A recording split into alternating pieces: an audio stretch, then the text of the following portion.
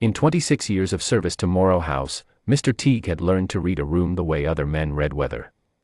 The angle of a shoulder, the half-second pause before an answer, the particular quality of silence that fell when Declan Morrow entered a corridor, these were the instruments by which Teague navigated his days, and they had not once misled him.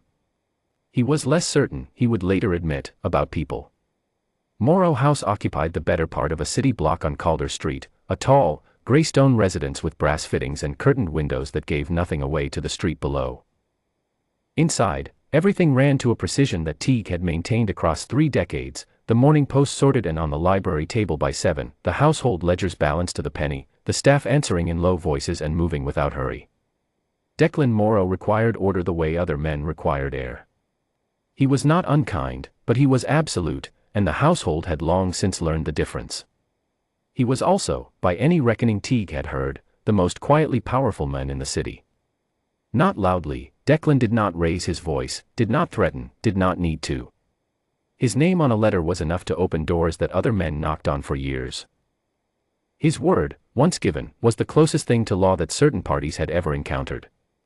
Rivals measured their decisions by how Declan Morrow might receive them, and that measure had not changed in the 15 years since he had inherited the trading concern from his father and tripled its reach in a decade. His wife, Margaret, had died 4 years prior. The house had not quite recovered. It had remained orderly, Teague had seen to that, but there was a quality of warmth missing from its rooms, like a lamp removed from a corner that had always been lit. 3 months before the events Teague would spend the rest of his working life turning over in memory, a man named Hartwell had arrived as the new estate secretary. He came with impeccable references and a manner that suggested he had spent his career in rooms just like this one. He was efficient, well-spoken, and quick to make himself useful. Teague had approved of him without examining the approval too carefully, which was the first of his errors. The second error was smaller and more ordinary, he had not examined Bridget either. She had come to the house 3 weeks after Hartwell, hired to manage the telephone switchboard in the small room off the ground floor corridor, a position that required patience, discretion, and the ability to remain invisible, which Bridget possessed in full. She was perhaps 30, with a composed face and quick, careful hands, and she performed her work so quietly and so precisely that Teague had, in 3 weeks, scarcely registered her name. She answered calls, transferred them, logged them in the exchange book in her neat, unhurried hand, and said nothing that was not required of her. The household moved around her the way water moves around a stone, without noticing the stone. On the morning of the 14th of the month, a call came through the switchboard at 9:30. Teague was in the corridor when it happened, close enough, in retrospect, to have heard the door of the telephone room open, though he had not been attending. He would piece together what had occurred from Bridget herself, later, when she described it to him with the same quiet precision she gave everything. The call was meant for Hartwell. It had come from a number she did not recognize, and the voice on the line had asked for the estate secretary by name. She had connected it to his extension, but the connection had failed, as it occasionally did with the old wiring, and for 30 seconds the call had sat open on her board, the voice speaking into the gap. The voice spoke of a transfer of authority. It spoke of correspondence that had been prepared in Declan Morrow's name, correspondence that Declan Morrow had not written. It named a date, 3 days hence, and a sum, and a firm whose name Bridget did not know but wrote down in full on the margin of her log. The voice said, with a satisfaction that turned her stomach, that the man had been too preoccupied with his grief to watch his own house. The call dropped. Bridget sat for a moment with her hand flat on the exchange log. Then she tore the margin note free, folded it inside a clean message slip, picked up the full log, and walked out of the telephone room. She did not go to Hartwell. She did not go to Teague. She walked to the end of the ground floor corridor, up the half stair to the study landing, and knocked on the door of Declan Morrow's private study, a door that the household understood, without anyone having stated it plainly, to be approached only with Teague as intermediary. Teague saw her do it. He came around the corner at the far end of the corridor in time to watch the new telephone attendant, 3 weeks in the house, unknown to him beyond her name and function, knock twice on the most private door in Morrow House and wait. He opened his mouth and found, for the first time in 26 years, that he had nothing useful to say. The door opened. He could not hear what was exchanged. He saw Bridget hold out the message slip and the log. He saw Declan take them, and he saw, this was the part Teague would return to most often in the years that followed, he saw the stillness come over Declan's face that was not coldness but attention, the expression of a man whose mind had locked onto something and would not release it until every inch of it was understood. Declan looked at the log. He looked at the message slip. He looked at Bridget. He said something. She answered. He stepped back from the doorway and gestured her inside.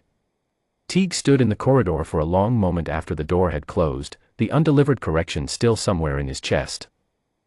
What followed took the remainder of the morning and the early part of the afternoon. Teague was not privy to it directly, he had not been invited in, but he understood it in the way he understood most of what happened in Morrow House, through the movement of its parts. A call went out to the family's solicitors at 11. At 12:30, Declan emerged from the study, walked past Teague with a single word, Hartwell, that required no elaboration, and Teague went to find him. Hartwell, when confronted in the accounts room with the exchange log and the prepared correspondence that the solicitors had already identified from the notation Bridget had provided, had very little to say. He had, it emerged, arrived in Morrow House carrying references that were genuine in their paperwork and false in their intent, placed there by a firm that had been attempting for 2 years to find an opening in Declan's affairs. 3 months of access had given Hartwell the correspondence he needed. 3 more days would have given him the transfer. Bridget's note had been the difference. By 3 o'clock, Hartwell was gone. The solicitors had his materials. The matter would be resolved through proper channels, without noise, without spectacle, the Morrow way of handling things that needed handling. Northwest one on the street below would have known anything had shifted. Inside the house, the staff moved with slightly more care, the way people move after a tremor has passed through a room and they are not yet certain the walls are settled. Bridget returned to the telephone room.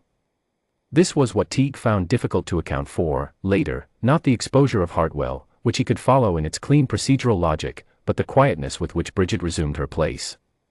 She sat down at the switchboard, opened her log to a fresh page, and answered the next call that came through as though the morning had been ordinary. No one came to thank her. The household did not know what she had done, precisely, only that the secretary had been let go and that Mr. Morrow had been in his study all morning with the solicitors. Bridget had not told anyone. She had simply gone back to her work. Teague stood in the corridor outside the telephone room for a long moment, looking at the closed door, and felt something shift in the calibration by which he read this house. 3 days passed. On the morning of the 17th, Declan Morrow came down to the ground floor corridor at 10 minutes past 8, an hour before he customarily left the upper rooms, and walked to the door of the telephone room. Teague, who happened to be at the corridor's end, watched him knock. In 26 years, Declan Morrow had never come to the telephone room. Bridget opened the door. She was composed, her hands still, her face the same unhurried steadiness Teague had overlooked for 3 weeks, and she did not seem surprised, though Teague suspected she was. Declan asked if he might come in. She stepped back and made room. Teague could not have said how long they were in there. Long enough that he found reasons to remain in the corridor, a sconce that needed attending, a mat that required straightening, without quite admitting to himself what he was doing. When the door opened again, Declan emerged first, and Bridget behind him, and Declan was speaking in a tone Teague had not heard since Margaret was alive, low and direct, with a quality of attention in it that had nothing to do with business. He had asked her, she told Teague later, why she had come to him directly. Not to Hartwell's superior. Not through the usual line. She had said that the call had been about his name, and his name was not hers to trade through channels that might have been compromised. If she was wrong about what she had heard, the worst that happened was that she lost a post she had held for 3 weeks. If she was right, 3 weeks or 30 years made no difference, it still needed to go to him. He had asked whether she had considered the risk to herself. She had said she had considered it, and done it anyway, because the alternative was knowing she had heard something and said nothing. Declan had sat across from her at the small table in the telephone room for a moment after that, in the kind of quiet that Teague recognized, had always recognized, even when he could not name it, as the quiet of a man hearing something he had not expected to hear, and finding it true. Then he had asked her to come to the morning room. Teague preceded them, because it was his function to precede, and stood at the morning room door as Declan guided Bridget inside. The room held a long table set for one, as it had been set for one every morning for 4 years. There was a particular chair at the table's corner, the one with the slightly worn armrest, the one that Margaret had preferred, that no one had sat in since the winter she died, though no instruction to that effect had ever been given. The household had simply known. Declan drew it out. He set it opposite his own place at the table's head, and he looked at Bridget, and he said that he would like her to sit there each morning when the household permitted it, and that he would be grateful for her company at breakfast, and, if she had no objection, for her opinion on his correspondence before it went out. He had learned, he said, that his correspondence required a more careful guardian than he had given it. Bridget looked at the chair. She looked at him. She said she had no objection.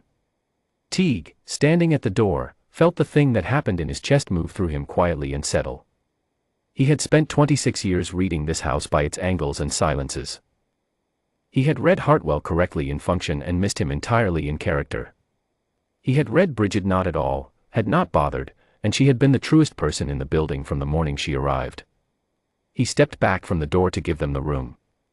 He understood, a great deal to recalibrate.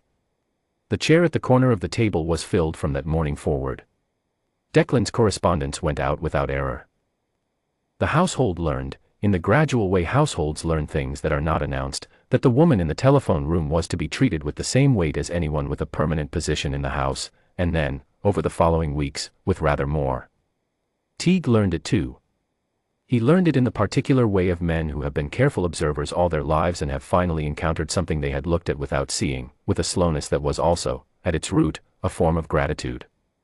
The feared men, in the end, had not needed protecting by the room's deference or the household's precision or the long machinery of Teague's careful management. He had needed one woman with a message slip and the courage to carry it past every door between the telephone room and the truth. She had been there the whole time. None of them had thought to look.